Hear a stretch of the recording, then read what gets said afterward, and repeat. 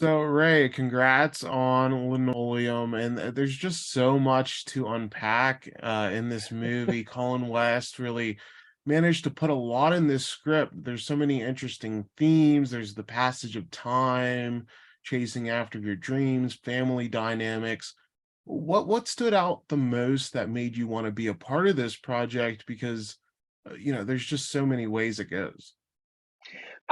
It's kind of what you said. It's the fact that I just thought it was so brave and amazing that Colin took this what's ultimately a love story between this husband and wife and going through the chapters of life and the ups and downs. And I'm like, I gotta figure out how to like not spoil things. And ultimately, it is Aaron that is telling this story. And you find out why at the end, Aaron, my character. But I think it was I was drawn to the script because of what you're talking about, because I was like, these are huge questions he's asking. These are like very hard to answer philosophical questions of what does it mean to be successful in life? What does it mean to make something of your life, to make something of yourself, to which is something that I feel like social media has just magnified, and you see it in people, the desperation to define what it means to be successful and to do something great keeps getting more and more narrowed down to it just involves fame,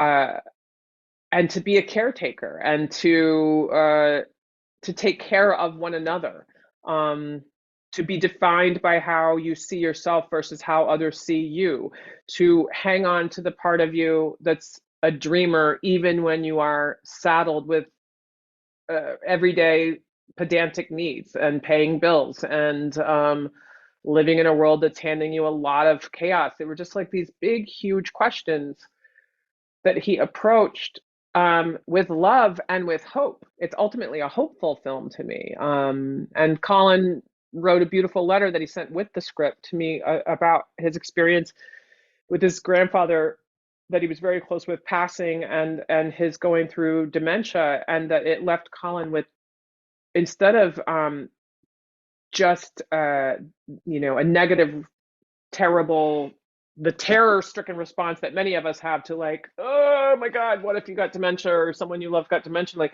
his take on it was just this incredible like hope about what are the multitude of realities that reside within all of us. And what does that mean? And I know I'm talking in circles, but it's because of what you said. The film is about so much, and then manages to be funny and clever and dramatic and kind of sci-fi and a little bit of magical realism, and a love story. And I think if as an audience, if you can not try too hard to hang on tightly to one thing or another and just experience it, the people I've talked to that have seen it said they were sort of surprised by how moved they were at the end of just being kind of overcome with feelings. And part of that is going to be whatever you bring to the film, whatever your experience is going to highlight what resonates with you. But it's just this beautiful kind of poem that he's written about trying to be a human. Yeah, that's wonderfully put. And I love that you focused on the hopeful aspect because your character, even though her marriage is kind of deteriorating, you still see there's such love there. How Hmm. how interesting was it to explore that aspect in this movie? I'm glad you mentioned that, because that is something that I brought up to Jim Gaffigan, who's an amazing scene partner, and we had such a good time working on this. And we talked about it at length with Colin as well, that there's a lot of things to be concerned about these scenes of like what's the actual reality versus what you're seeing, what is actually going on versus what's colored by memory or distorted memory, and this, that, and the other. But at the end of the day, no matter how frustrated or no matter how disconnected, these two characters love each other and are actually terrified that one or the other one is falling into the abyss.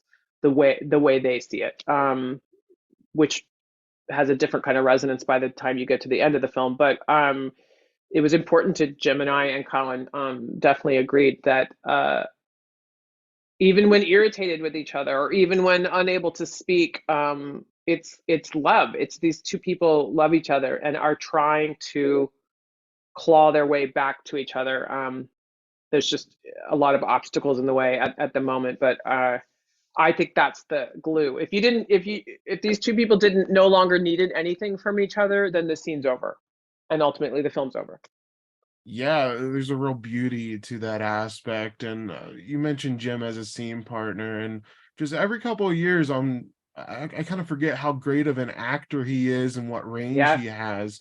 What stood out most about working with him and him showing his skills in this versatile dual role here? I really liked how collaborative and studious Jim is. Jim's very funny, as you might imagine, and dry-witted, and we because we were operating in a little bubble in upstate New York at the height of the pandemic, pre-vaccine, and his family, Jeannie, his wife, and all his amazing kids. I just love Jeannie. I spent weekends with them because I couldn't fly home to LA, and really got to know them well. And I guess what stood out about Jim the most is he's he's pretty studious and nerdy about script analysis and breaking down scenes, and I am that way. So I was delighted to have a scene partner that wants to um and Bob Odenkirk was the same way, and staying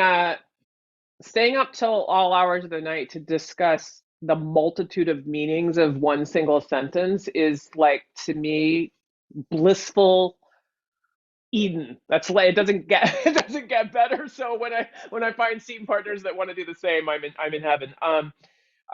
But this film had so much to unpack. So I was happy that I'm not saying that nothing ever happens organic. I don't have to overthink every single line. But my point being that Jim was there. Jim was not going to operate as a satellite, which you might, you don't know, this world famous stand-up comic personality. You don't know if he's going to show up and be like, I'm fine, I'm just going to do my own thing over here and you'll do yours. Like, he's so invested in wanting to be in service to the story and find the truth of a scene.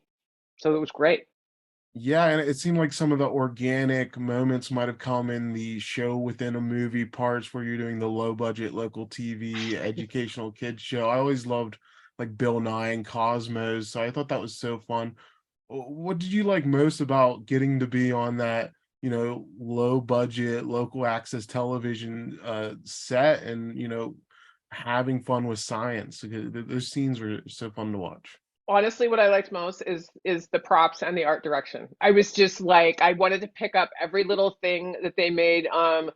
Nicole McMinn doing props, but also we had uh, Molly Wartzel being head of production design on July White's costumes, and um, what was her name? Kaylee Corcoran, that was the art director. Like, all of the lo-fi elements that they did for the sci-fi. The show within the show has them, so it's clearly a callback to have other things very handmade. But throughout the show, there's a very um there's texture to me because nothing is CGI. And Edwin, the way he shot it, like even the masks in the Halloween party, when all the kids were doing that Halloween party towards the end, I think there was maybe like 50 masks, and I think only about 5 of them were purchased. They are handmade.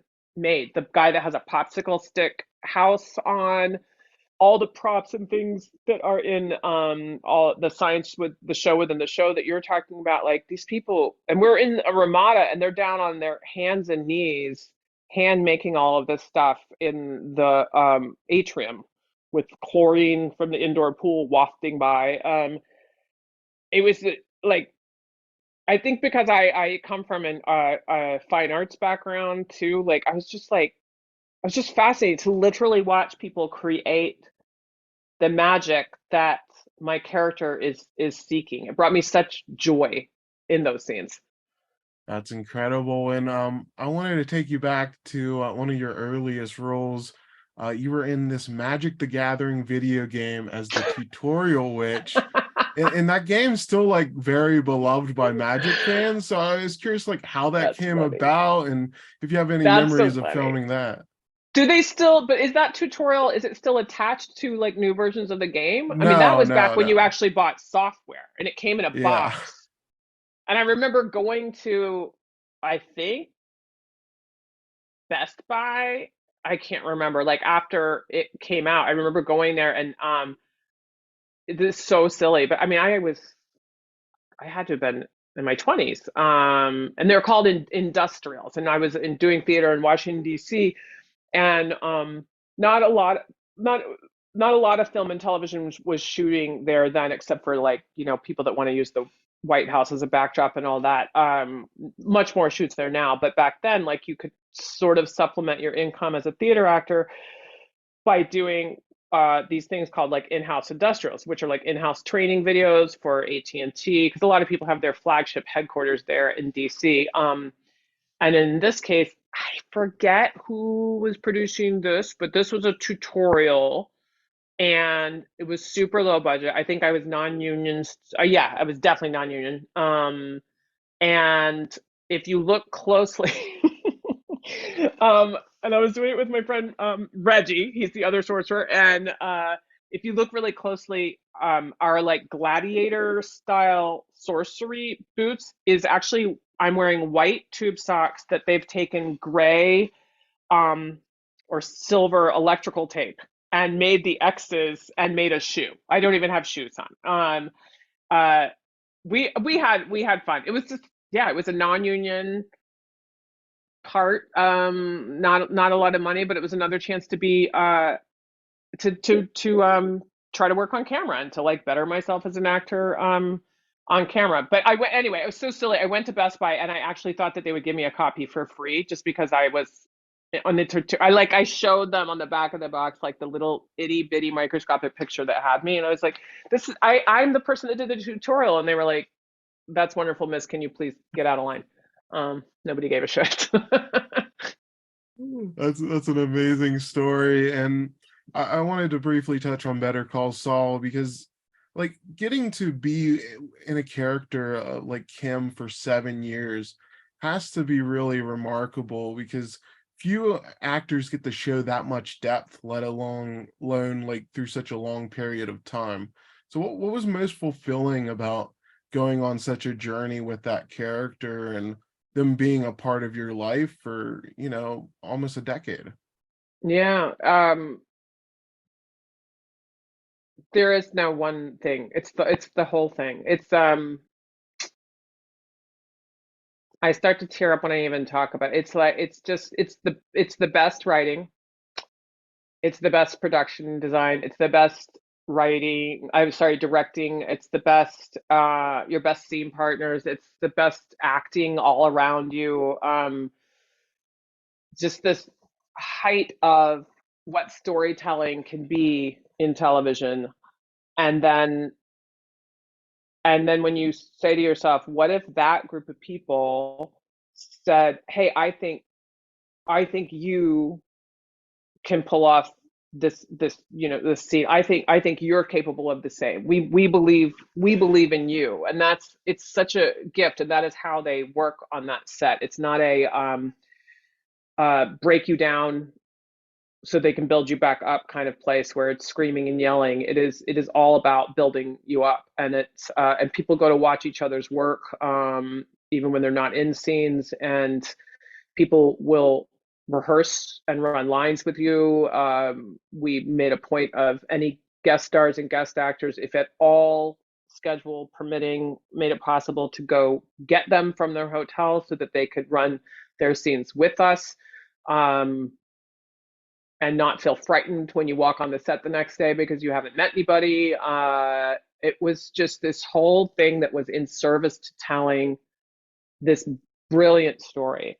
And as an actor, to get to play that Kim Wexler character, which I've never seen a character like her on television. If I didn't get to play her, I would still be thrilled that that character is on television. Just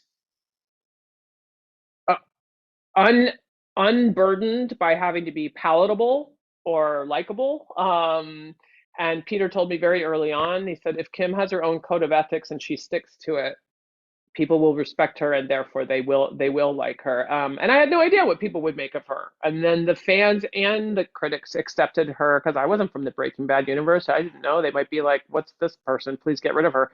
Um, their acceptance of that, and then Vincent Peters seeing in me the kind of subtext work that I love to do that I was doing season one and wanting to build on it, is a compliment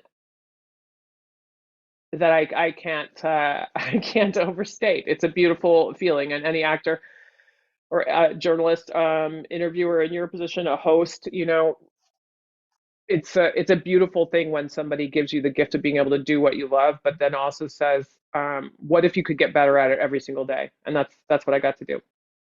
Yeah, it's incredible, and you all accomplished something really special with that show, and you accomplished something really special with Linoleum. So thank you so Thank much for you. your time today.